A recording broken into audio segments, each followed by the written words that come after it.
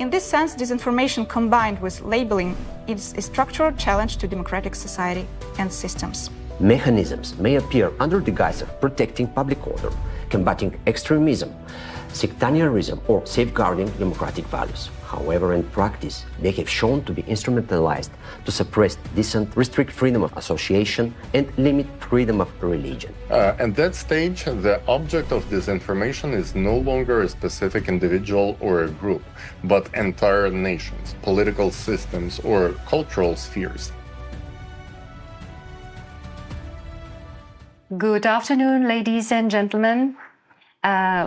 Thank you for joining us today. My name is Karolina Hronova, and I have the pleasure of moderating this side event titled From Labels to Consequences: How Disinformation and Stigmatization Lead to Transnational Repression. Let me start with a simple question. Have you ever seen a group, a community, or even an individual being repeatedly labeled until it became normal to distrust them? In today's information environment, this happens more often than we realize, because labeling is not just language, it is not just opinion. In many cases, it is the first step of exclusion and sometimes the first step toward repression. What may appear as public debate, criticisms, or even just words can function as a structured mechanism, one that shapes perception, isolates individuals or groups, and gradually lowers the threshold for discrimination and rights violations. And importantly, this is not limited to one country or one context. We see similar patterns across the OSCE region, targeting civil society actors, journalists, religious communities, and political figures. So, context may be changing, but the pattern remains the same. In general, no one is protected against becoming the target of this labeling mechanism. Today, we want to unpack that mechanism, how it starts, how it spreads, and what consequences it creates. We will look at the broader pattern, explore how it is amplified in digital spaces, and importantly, hear real-life cases, because behind every label, there are real people and real impacts. Finally, and most importantly, we will focus on the practical takeaway: how to recognize these patterns early before they escalate. The side event is organized by ALLATRA, an international volunteer civic platform with a US-based research center and public interest engagement.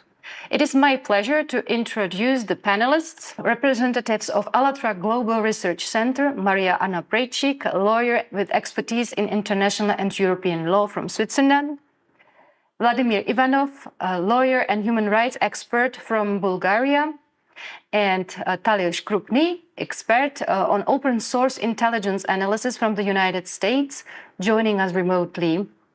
Welcome, everyone. Thank you for joining us today and helping us today in comprehensive understanding of this complex issue, directly connected with safety in civic space in the digital era. So, what do we actually mean when we talk about labeling in this context? Maria, please can you take a word and clarify the problem from the point of view of international and European law?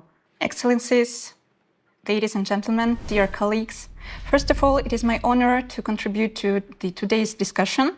And in the digital era, the challenge we face is no longer simply misinformation as isolated false statements.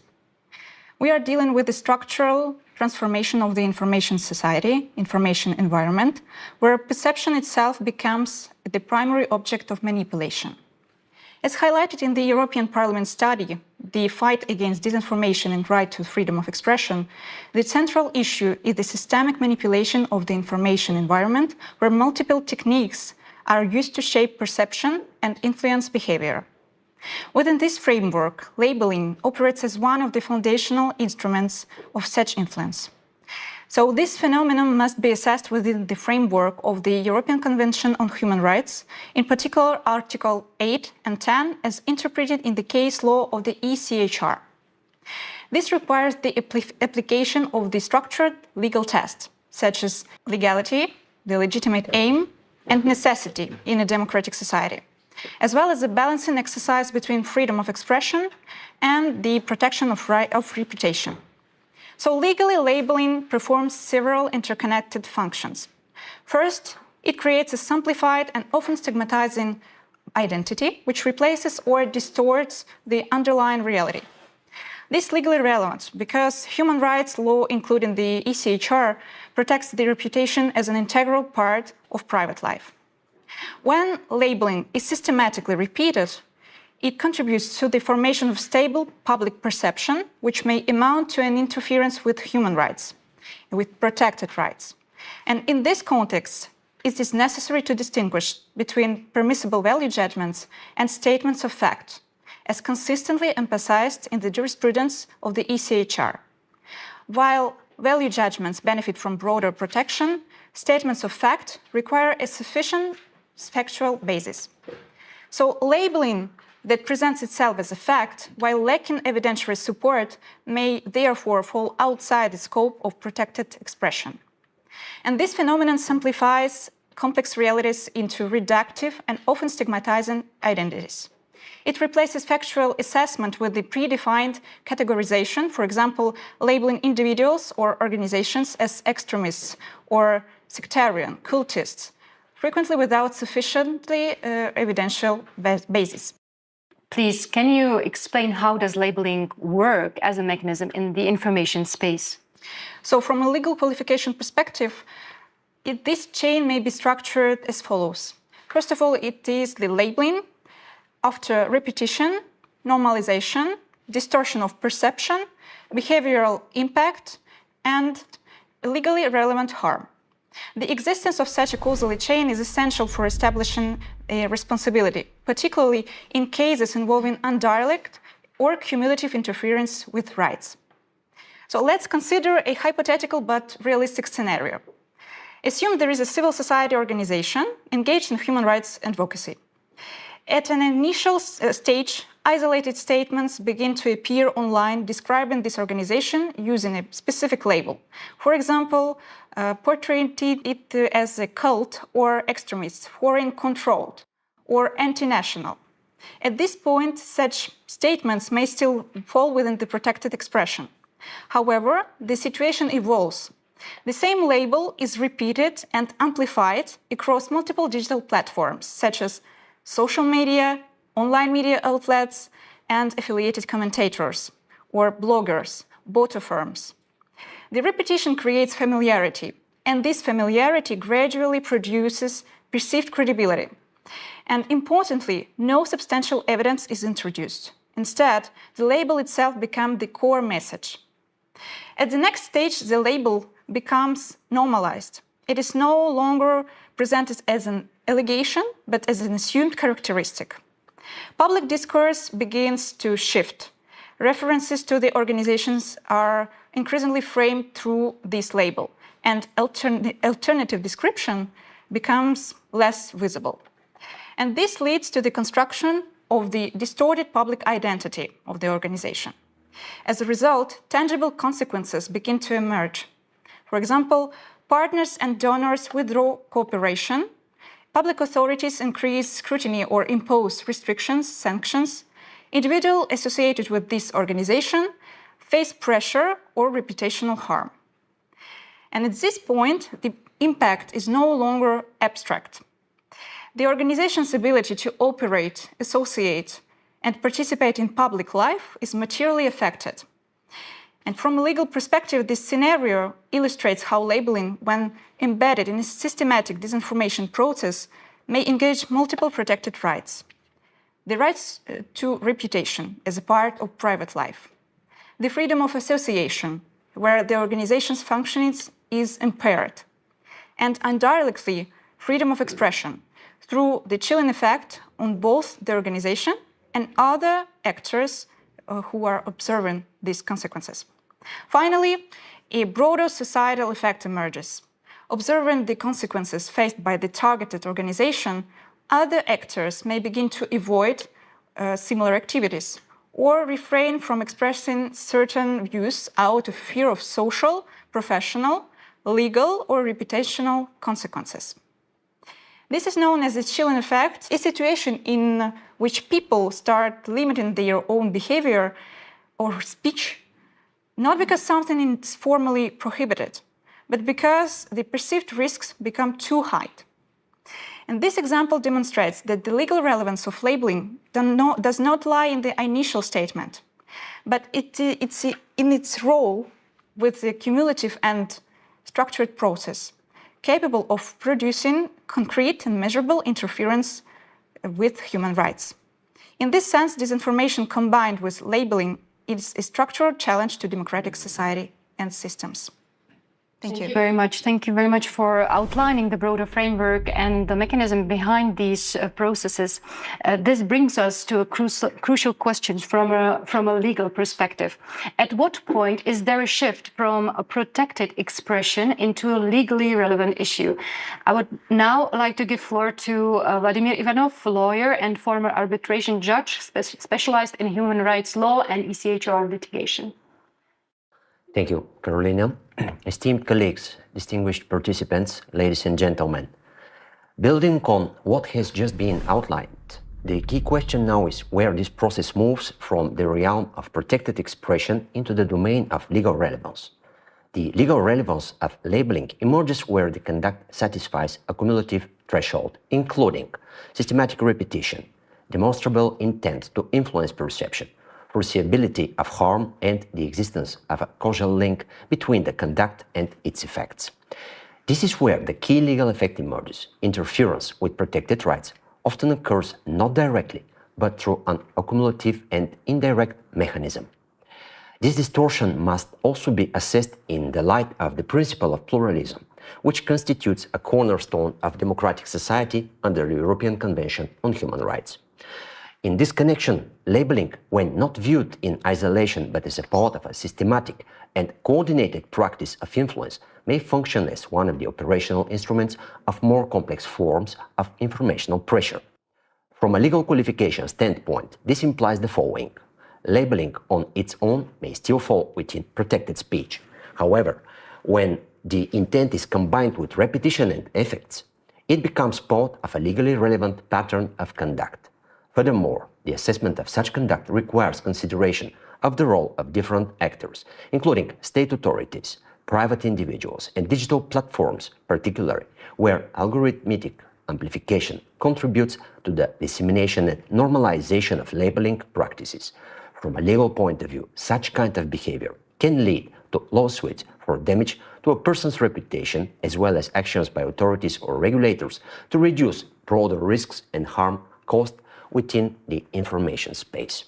Accordingly, labeling should not be understood as a question of language alone, but as a question of a legally significant mechanism of influence. It functions as a trigger of disinformation process, a structuring device for narratives, and ultimately a potential pathway to interference with rights protected under international human rights laws. In this sense, labeling can be seen not simply as speech or expression, but as a part of a wider pattern of behavior that in some cases may become a legally punishable interference with fundamental human rights. Thank you very much for clarifying from the law point of view, legal point of view. So what are the consequences in society? From the point of view of the society at that level, the consequences may be very profound. They include the erosion of trust in media, public authorities, and democratic processes themselves. They undermine the free formation of opinion, which is also a cornerstone of the democratic societies. Over time, these practices may distort democratic participation, deepen social polarization, and create conditions in which stigmatized groups become increasingly isolated from public life and democratic dialogue.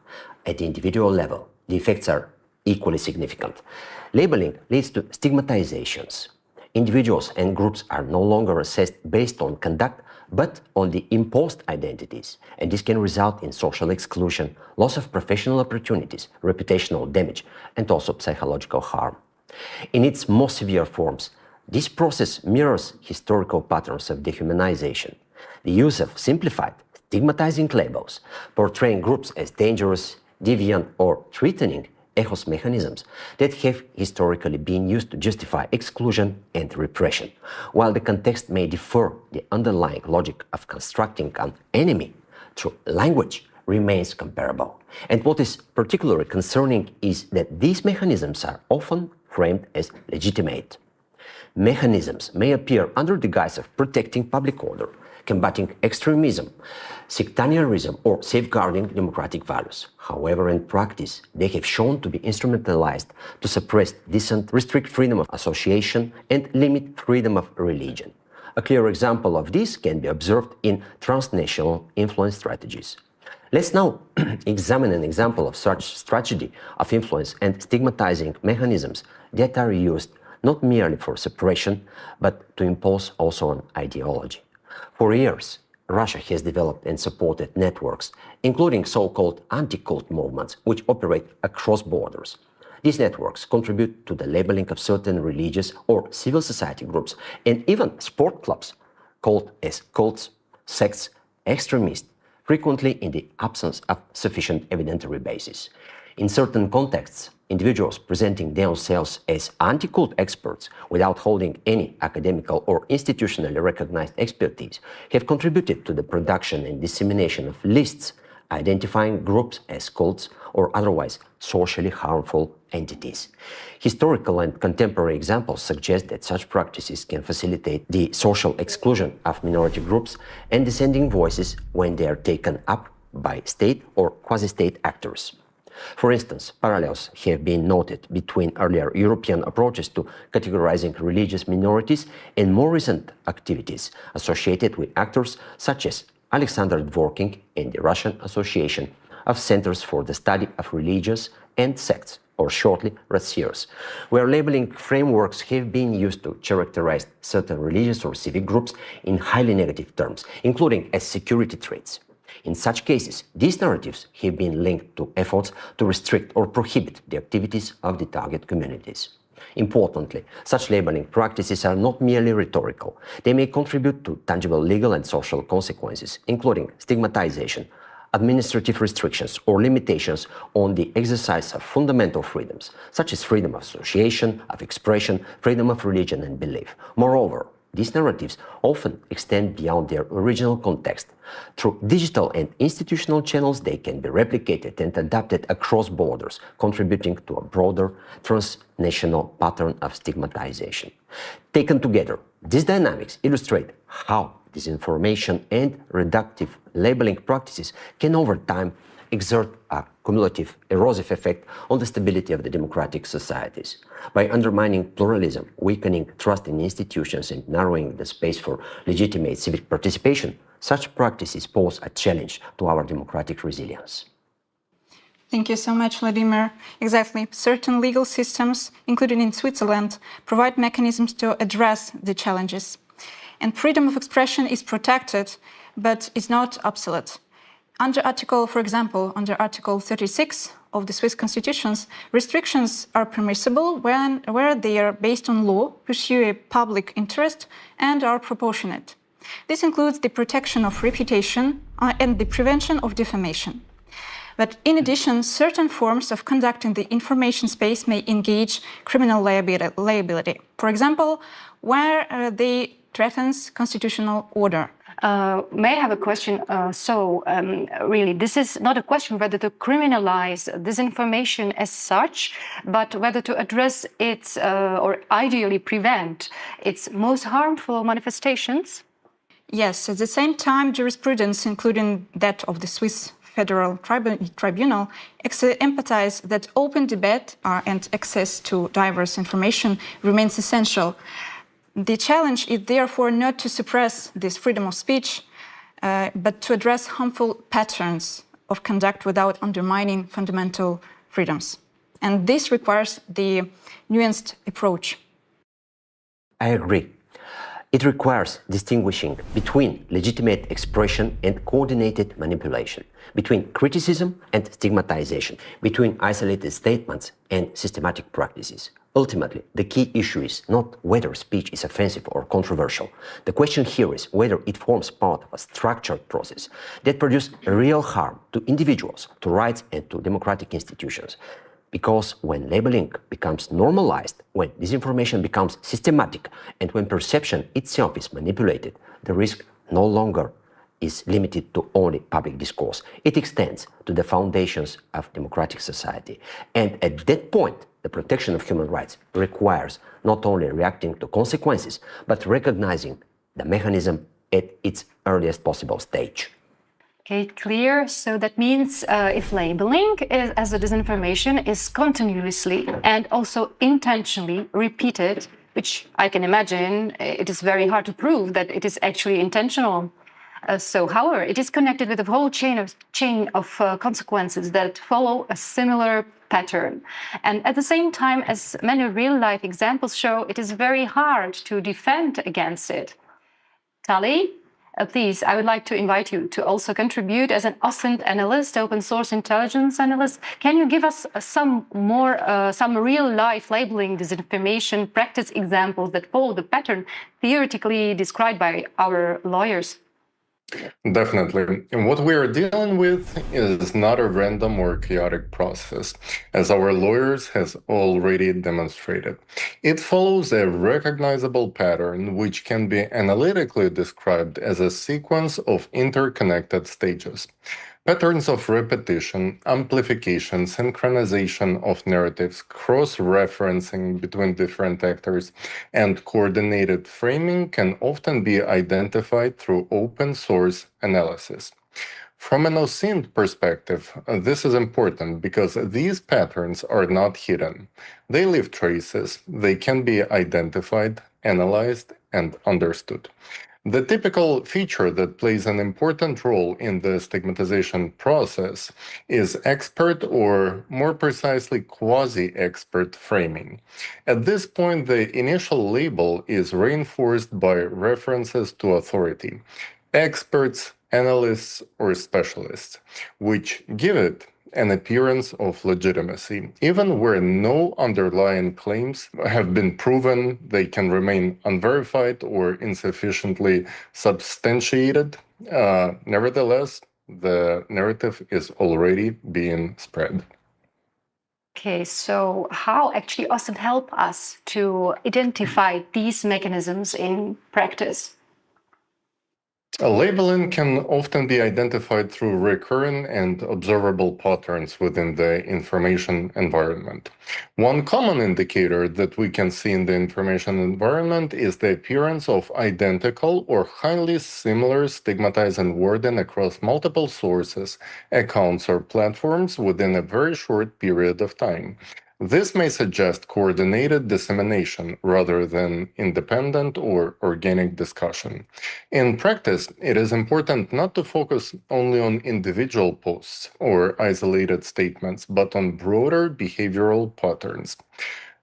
Meaning who amplifies who, how narratives travel between platforms, and how quickly particular framing becomes repeated across interconnected networks. Another relevant indicator is the presence of narrative repetition over time. Even when specific allegations are challenged, corrected, or remain unproven, the broader framing may continue circulating and gradually become normalized within the information environment.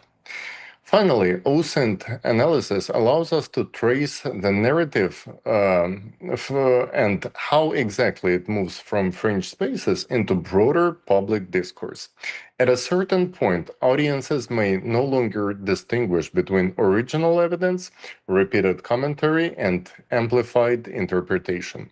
The narrative itself begins to function as an accepted reference point. Digital environments, however, preserve patterns of interaction, timing, repetition, and network behavior that can systematically be examined and compared. So we are starting to be curious a little bit. So are there some specific signals that or patterns that indicate actually this coordinated amplification? Absolutely. We observe these cases comparatively. And what we see is that it is possible to identify different levels of escalation within the disinformation dynamics. At the most basic level, we see relatively simple smear campaigns targeting specific individuals or groups through repeated accusations, stigmatizing labels, or reputational attacks. They are described as simple, not because their impact is minor, but because the mechanism itself is comparatively direct and less structurally sophisticated. While the methods used in such cases may appear relatively straightforward, their consequences can still be devastating.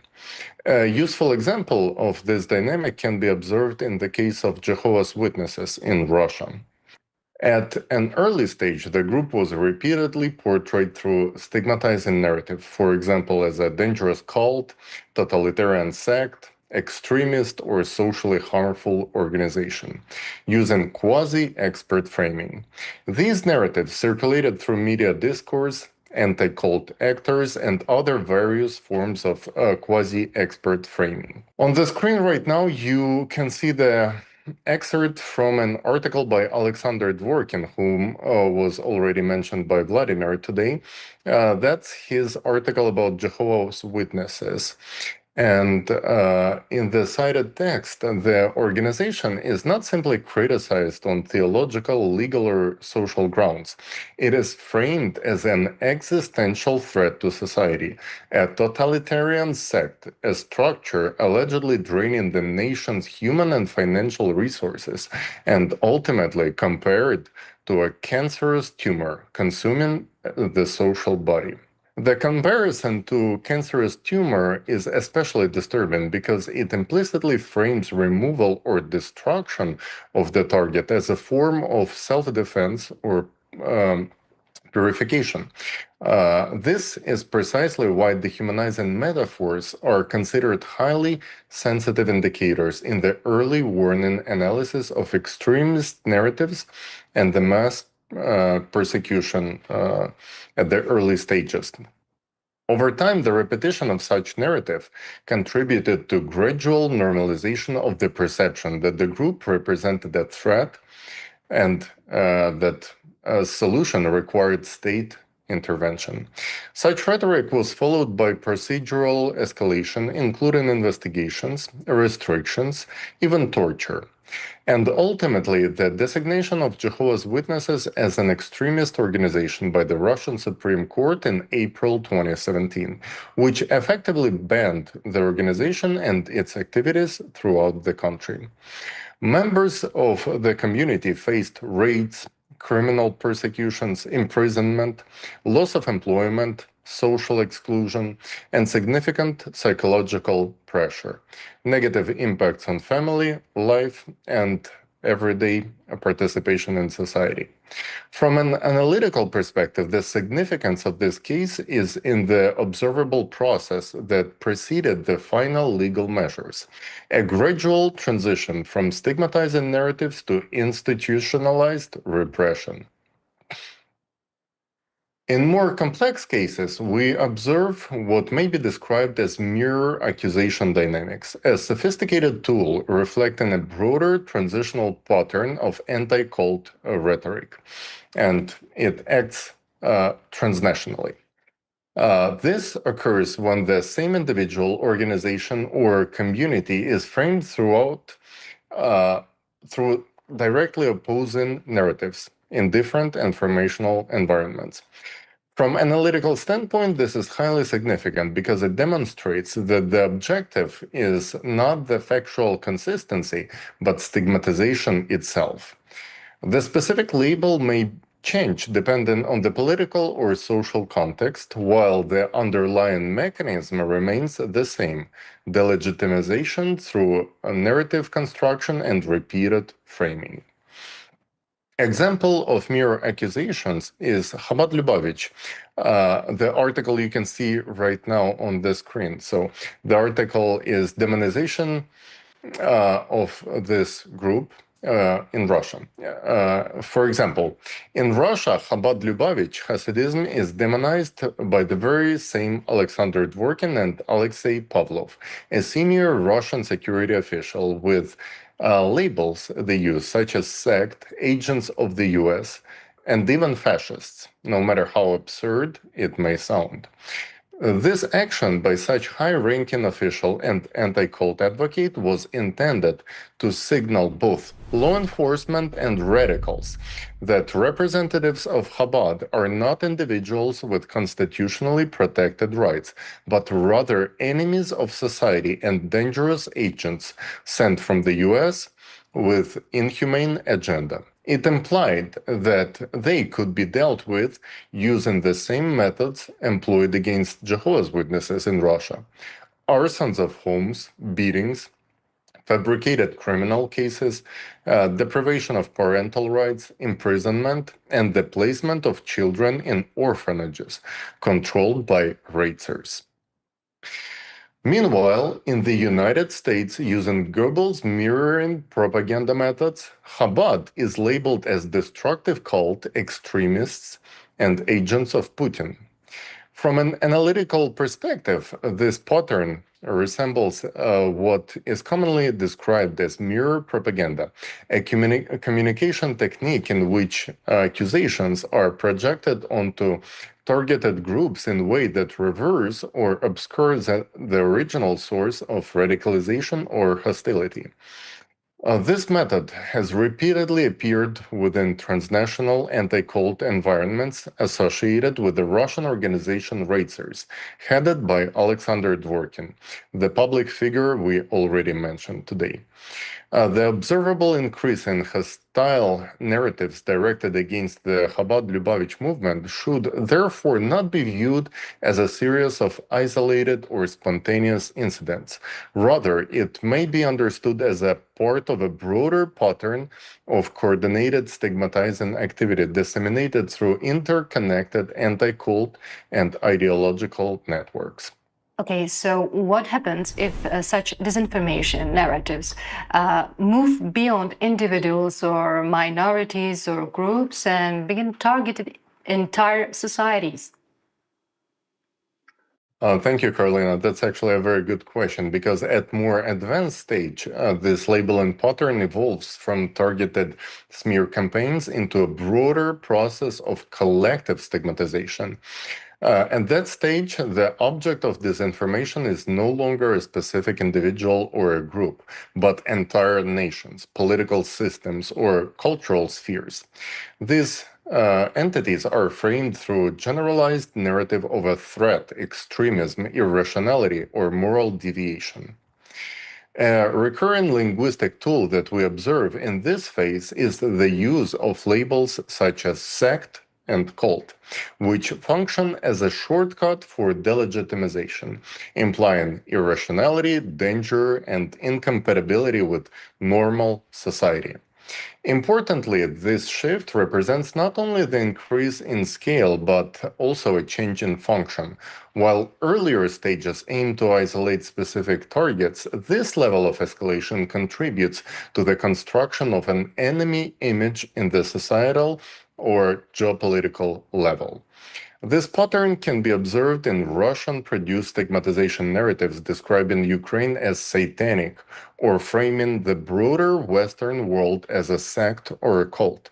These formulations are typically brief and slogan-like, but highly effective in shaping perception by reducing complex political realities into emotionally charged categories. A more structured example of this escalation can be traced back to earlier Russian public discourse. During and following Ukraine's 2004-2005 Orange Revolution, narratives increasingly emerged in Russian media claiming that political processes in Ukraine were influenced or even orchestrated by so-called cults or destructive sects. Notably, the same Russian anti-cult figure, Alexander Dworkin, whose rhetoric initiated the long-term stigmatization of Jehovah's Witnesses in Russia, followed by their eventual ban and repression, also publicly advanced similar narratives regarding Ukraine. He publicly claimed in media appearances that members of the Ukrainian parliament were linked to cult structures and that destructive sects were actively preparing revolutionary change. This example shows how the same stigmatization mechanism can be used not only against isolated organizations, but also against entire countries. Such framing introduced a template in which political opposition or civil mobilization could be reinterpreted not as a legitimate democratic activity, but as manipulation by dangerous, irrational groups. The same logic becomes even more explicit in later official rhetoric. In 2022, Alexei Pavlov, a lieutenant general of the Federal Security Services and assistant secretary of the Russian Security Council, published an article in the newspaper Argumenty and Fakty in which he described Ukraine as a totalitarian hypersect. He characterized its leadership as militant fanatics appointed by Washington and framed their views as fundamentally opposed to those of normal people. In this context, the stigmatization of Ukraine through quasi-sectarian language contributed to broader narrative framework in which military aggression could be presented not as an attack against a neighboring nation, but as a form of defensive or purifying action against allegedly abnormal and dangerous entity. Once the entire society or state is framed not as a legitimate political community, but as a sect, hypersect, or existentially dangerous structure, extraordinary measures against it becomes easier to justify within the political and public consciousness. From an analytical perspective, the significance of this stage lies in the normalization of collective delegitimization. The use of cult rhetoric in this context is no longer incidental. It becomes a systemic tool for reframing political, national, or religious identities as inherently suspect or threatening. This creates a cognitive environment in which hostility towards entire populations can be justified and where further escalation, including political, legal, or even military actions, can be framed as necessary or defensive. Tali, what you have mentioned until now is labeling by anti-cult network using the word cult or sect, basically initially against religious minorities. So is this a question of religion first and foremost? Not at all. From analytical perspective, religion is often only the starting point, or more precisely, the testing ground where these mechanisms become socially normalized. Over time, the same stigmatizing patterns expand far beyond religious minorities. We can observe the similar rhetoric being used against civil society organizations, NGOs, businesses, political movements, journalists, and public figures. Even organizations such as Amnesty International and many others have at times been portrayed within certain information environments through narratives implying manipulation, hidden agendas, foreign control, or destructive influence. Narratives structurally corresponding to classical anti-cult framing. Increasingly, these mechanisms are also being directed against political parties and politicians. Once political and public discourse accepts the idea that certain group can be labeled as irrational, manipulative, dangerous, or socially toxic, the range of potential targets naturally broadens. From an OSCE standpoint, this demonstrates an amplifying pattern of stigmatization. What may initially appear as rhetoric directed at a specific religious communities gradually evolves into a wider instrument of delegitimization affecting diverse parts of democratic society. Such an example is also ALLATRA, our organization. For those unfamiliar with it, ALLATRA began as a volunteer initiative focused on climate and environmental research. Gradually, it developed into an international civic platform with participants in more than 180 countries. Dedicated to research in climate, geodynamics, and environmental risks. Raising global awareness about these threats and fostering international cooperation and dialogue to address existential challenges and safeguard human rights. From an analytical standpoint, the case of ALLATRA is significant.